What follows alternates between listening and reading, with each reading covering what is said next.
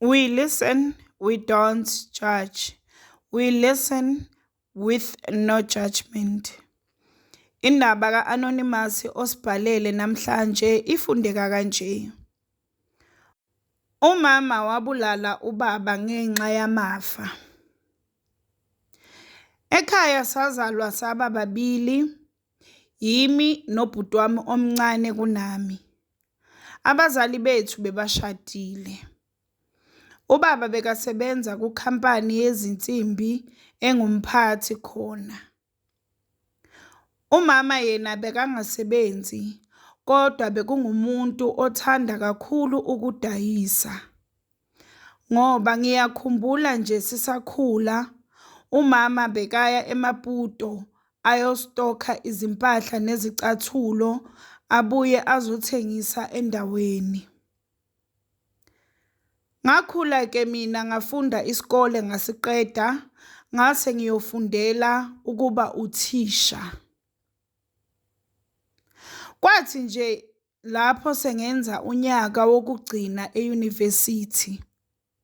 Ngelinye ilanga ngathola ucingo oluvela ekhaya. Kwathiwa ubaba uyagula. Ngifonelwa ubhuti wami. Ngavele ngathi akanikeze umama ucingo. Ngathi nje ngiyabuza kumama ukuthi kwenze njani. Wathi yena cha, akukubi kangako. Ubhuti wakho unehaba. Ubaba nje uphethwe ikhanda. Ngathi akangikhulumise naye.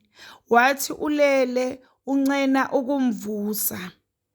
Ngathi ngicela bamtshele angifonele makavuka. Kwathi nje ebusuku ubhuti wami waphinde wangifonela futhi. Wathi sekubi ke manje. Ubaba uvuke eseWest and ngathi sekalahlekelwa nayingqondo. Ukhuluma kanjena nje ngiyamuzwa ubaba ngapha eceleni. Ubhonga ngathi ibhubesi noma inkomo. Ngaphinde ngathi akanikeze umama ucingo. Mangikhuluma nomama athi yena hayi akukho kubi kangako. Bazovuka ekseni baye kwadokotela. Ngathi hawu ma, usho ukuthini ngoba phela ngiyamuzwa lo muntu ukuthi uyabhonga lapho. And akekho umuntu onormali ongabhonga kanje. Umama wavele wathetha. Wathi yena mdala uyayazi into akhuluma ngayo. Waqede wavala ucingo. Angilalanga ngalobo busuku. Ngakhala kwaze kwasa. Ngakusasa ngangibhala kodwa angikhonanga nokuyobhala. Nobhuti wami wayengayanga esikoleni. Nangempela bavuka kwayiwa kulowo dokotela. Wafika wamujova ubaba, wamupha ke namaphilisi. Kwaba ngathi kuba ngcono ke. Ngosuku lwesithathu kwaqala phansi futhi. Lapho mina konke ngikutshelwa ubhuti wami okwenzakayo.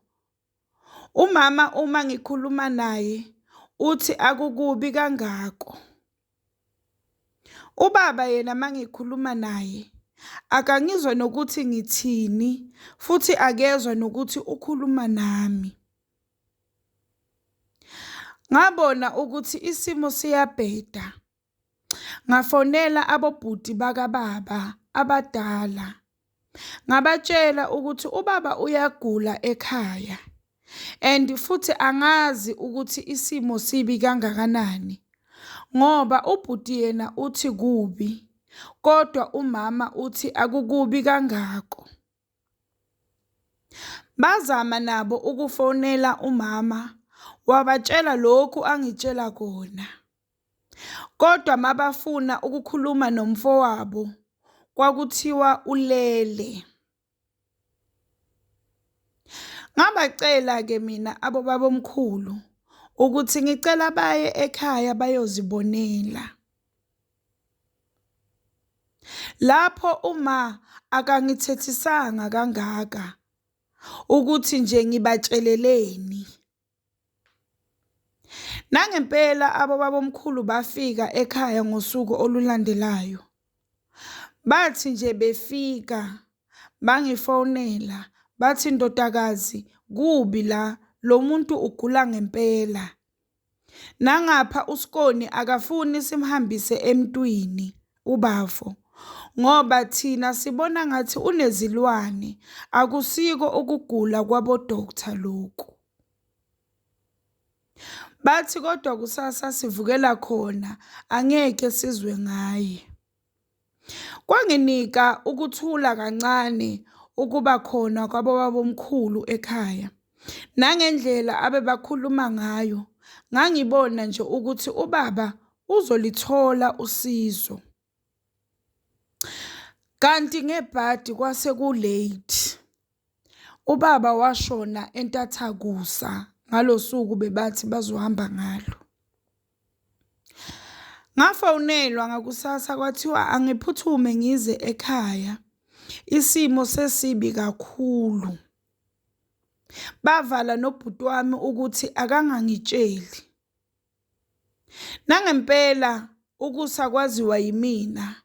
Ngagibela iteksi yokuqala. Ngihamba nje la ndleleni sanginako ukusola ukuthi ubaba akasekho. Kodwa futhi enye ingqondo beyingitshela ukuthi mhlampe ubaba uthe ufuna mina. Ngoba besizwana kakhulu sinobaba. Ngathi nje ngifika ekhaya ngabona kugcwele abantu. Ngafunda kwezami ukuthi akasekho ubaba. Ngathi nje ngingena endlini ngahlangabezwa ubhuti wami ekhala. Yeyi, yakhala kabuhlungu ingane yakithi. Ngathola uma sekahleli vele kumatrasi. Kwathi nje ebusuku before kuzolalwa abobaba bacela imithingi. Nangempela kwahlalwa kumithingi base beyakhuluma ke obaba ukuthi bacela ukuthi umfowabo before angcwatshwe kuyiwe emntwini kuqala. Kuke kuyoziwa ukuthi ngabe uhambe ngesandla somuntu na. Yeyi, wavuka injebovu umama. Wathi nje lokho into engeke yenzeke. Kwasuka umsindo wabangaka. Mina vele bengivumelana nabo abobaba. Ngoba phela lento eyenzekile beyinganginiki nje ukuthula. Ikakhulukazi mangicabanga ngendlela umama beyingamuthusi ngayo lento yokuthi umyeni wakhe uyagula. Cha azange shem ayithathele phezulu. Kunalokho bekalwisa thina ukuthi wayisithuka kangaka. Kwasho ukuthi ke ubaba uzalwa nezinsizwa ezingajiki into mase bethe bayayenza akekho ongama endleleni yabo. Bamutshela nje ukuthi mamela ke Skoni. Siyazi ukuthi indoda yakho le. Kodwa ke thina sangcela samshiyela ibele. Angeke nje ingane kaMama ishone nje kuthuleke kanjalo. Ubaba vele bekuwumagcina kubo. And ugogo uNkulunkulu wambusisa ngezinsizwa zodwa.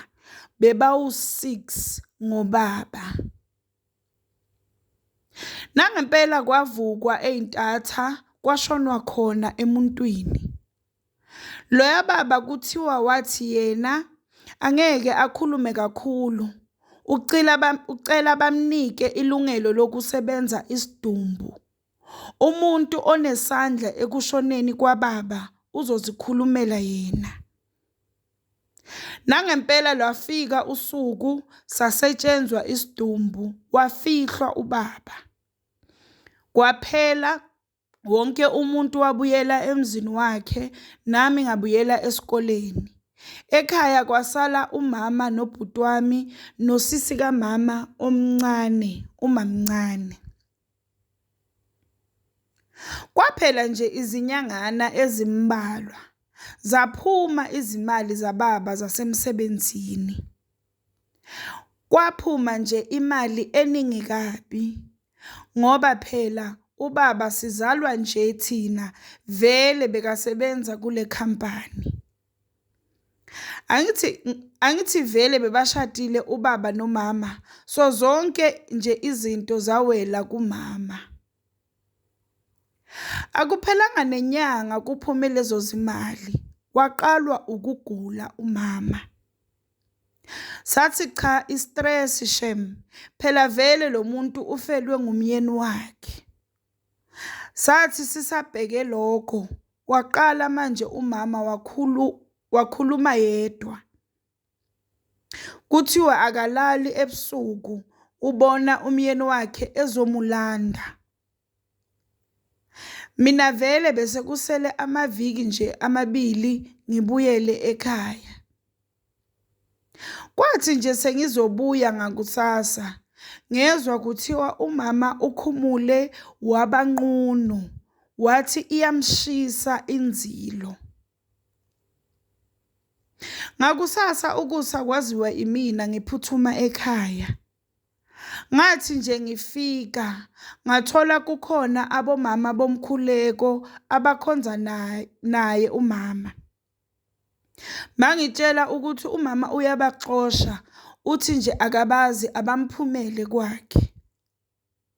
Kwangixaka kakhulu lokho ngoba phela labantu ubazi kahle umama ukhonza nabo. Kwavele kwangicacela-ke ukuthi le ayingangami. Ngafonela abasekhaya, bathembisa ukuthi bazofika ngakusasa. Abakhabo mama asikaze sibe nobudlelwane nabo. Vele umndeni wakhabo mama awubambiseni. Nangempela bafika, bathi nje bengena emnyango, wakhala kakhulu umama, wathi bamuthathaphi ubaba ngoba phela washona. Babuza ukuthi ukhuluma ngani Sikoni ngoba ubhuti akekho la. Wathi nje uma nangu yena uyambona, alibele akhomba thina singamboni. Wayelibele avika into engekho, ethi ubaba uyamshaya, uthi akakhulume iqiniso. Silibele sibuza ukuthi iqiniso lani leli athi ubaba sitshele lona. Angafuni ukukhuluma. Kodwa wagcina alikhulumile ke. Washo ukuthi uyena owabulala ubaba ngoba wayefuna izimali zakhe zasemsebenzini. Kudala ezama kodwa ehluleka. Wake wazama nokumthengela izinkabi ukuthi zimdubule kodwa zahluleka. Vele ngiyakhumbula ubaba bake bazama ukumdubula, kodwa thina sasizitshela ukuthi bebazama ukumthathela imoto. Kanti lutho bekuyizinkabi ezithengwe uma. Into abadinwa yona abobabomkhulu. Kwathiwa nje umama akabuyele kubo. Nangempela kwabizwa abakhabo mama, bafike bazama ukumxolisela. Kwasho ukuthi abezwa lutho laba. Abafuni ngisho nokumyisa kule nyanga yabo iyomlapha. Ngoba phela leya nyanga yasho yathi umuntu obulele ubaba uzozikhulumela. Naku vele sekuyenzeka umama sekacula njengenyoni. Bamthatha ke umama bahamba naye abakubo. Nenzilo leyo akwenziwanga nomsebenzi ukuthi ayikhumule kahle ngesintu. Kuyimanje kuthiwa usagula ngekhanda, uhambe ekhuluma yedwa. Kuthiwa useyinto nje engagezi, nathi soloku samgcina mhlazane ehamba ekhaya. Sekunonyaka singamboni. Cha, angifuni ukungasho, ngangimdinelwe kakhulu yena umama ngento ayenza. Kodwa manje senginako ukumzwela. Sengiyafisa ukuthi aluthole usizo. Sengicabanga nokucela nabo abobabomkhulu ukuthi bamusize. Angazi-ke ukuthi bazoyizwa yini indaba yami. Kona kubuhlungu ukuthi asinababa nje kungenxa yakhe. Kodwa sekwanele manje. Uma ikhona indlela yokuthi asizakale umama, mayenziwe. We listen, we don't judge. We listen with no judgment. Sacela usitshele ukuthi ucabangani ngendaba ka-Anonymous osibhalele namhlanje ku-comment section. Sacela ungakhohlwa ukulike, usubscribe. Ungakhohlwa ukuthi ukusubscribe it's for free, awubhadali lutho.